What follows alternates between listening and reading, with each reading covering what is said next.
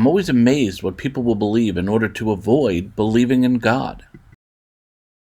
The miracle of the sun on October 13th, 1917 at Fatima was witnessed by 70,000 people, but many continually attempt to explain away the vision of the sun dancing in the sky at a foretold time. You don't have to look far on the internet to find quote-unquote scientific explanations to explain away the miracle. They're pretty hilarious because they typically assume that everyone at Fatima was either a lunatic or crazy dumb. Here, I offer you the top unintentionally hilarious scientific explanations to explain the miracle of Fatima away. Stratospheric dust. A gentleman named Stuart Campbell, and Stuart is spelled Steuart, writing for the 1989 edition of Journal of Meteorology, which in English means Magazine for Weather People. Stuart posited that a cloud of stratospheric dust altered the appearance of the sun, making it abnormally easy to look at, causing it to appear yellow, blue, and violet, and to spin. In support of this hypothesis, Stuart reports that a blue and reddened sun was once reported in China in 1983. So one time in 1983, a bunch of people in China saw dust in front of the sun. So the fact that this happened on schedule, by appointment, over 100 years ago, doesn't ruffle this theory for Stuart at all? Some scientist. Jerusalem Syndrome.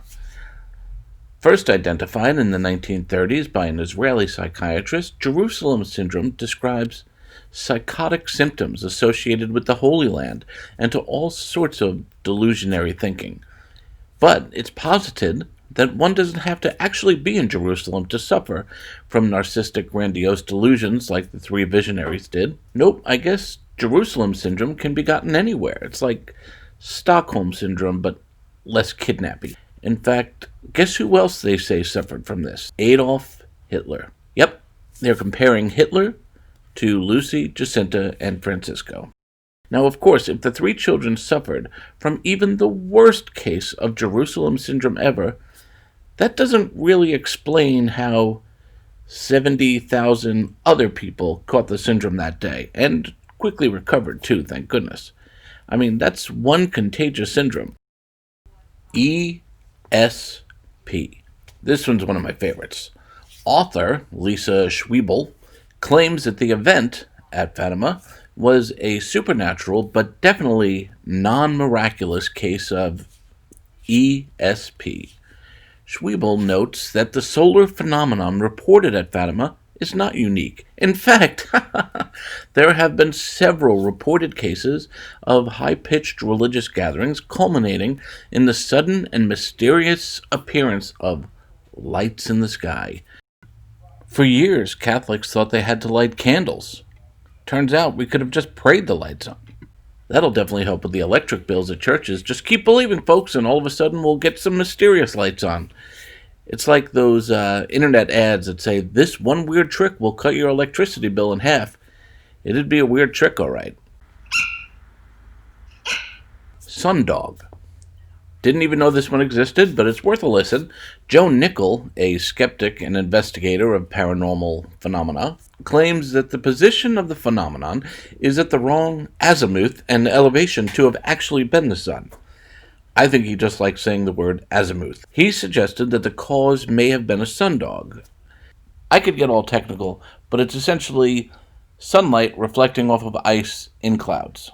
A sundog, however, is a stationary phenomenon, and wouldn't actually explain the reported appearance of the dancing sun, but never mind that. So Nickell further suggests that the phenomenon of the dancing sun may lie in temporary retinal distortion. What is that, you might ask? It's essentially because people were looking into this bright thing, so they would then turn away from the bright thing, so darting their eyes to and from to avoid completely going blind by looking at the bright thing.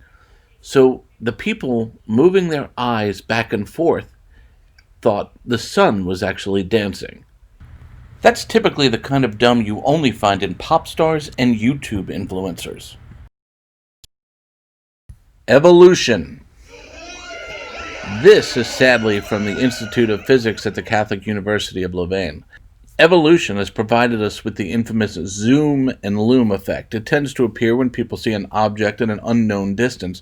The brain will then consider the possibility that it could come closer to eat them, so the brain performs a mental zoom, so the apparent size of the object progressively increases.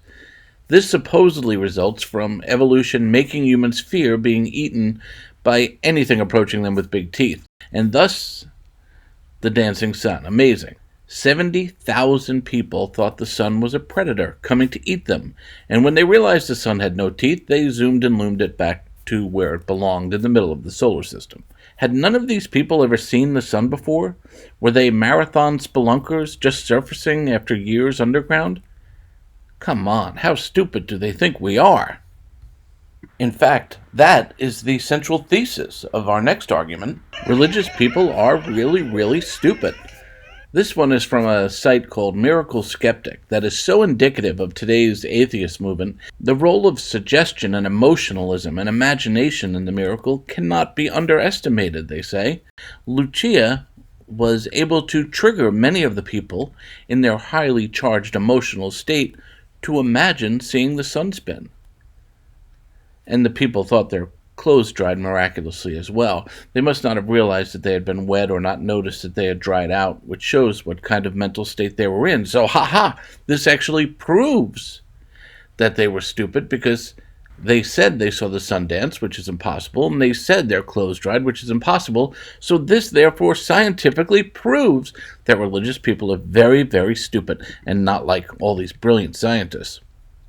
If you believe this, the miracle here wouldn't be the dancing sun, but that 70,000 of the stupidest people on the planet all gathered in one place at the same time. Now that would truly be a miracle. Peer pressure. And you thought peer pressure was all about high schoolers making other high schoolers do stupid things. In this case, however, scientists say the three little children peer pressured thousands of adults into believing they saw the sun dance. 70,000 people. My kids can't peer pressure their parents into later bedtimes, but these three children peer pressured thousands into seeing a miracle? That's pretty strong peer pressure, especially for the people who saw it 20 miles away. Now we're talking about long-distance peer pressure. Very, very impressive. A solar storm. A gigantic coronal mass ejection.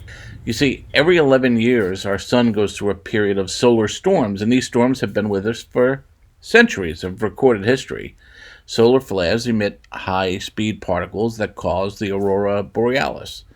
Well, that explains it right there, because we all know the northern lights that have been going on forever look exactly like the sun dancing. Or not. UFO. Yep, aliens. It's been argued that the Fatima phenomenon was an alien craft. Of course, either that craft happened to come on the day that the three children said a miracle would occur, or the apparitions were all the work of little green men. This all sounds more real than the church's explanation, right? And these three are obviously more trustworthy than these three. Hallucination. You knew it was coming.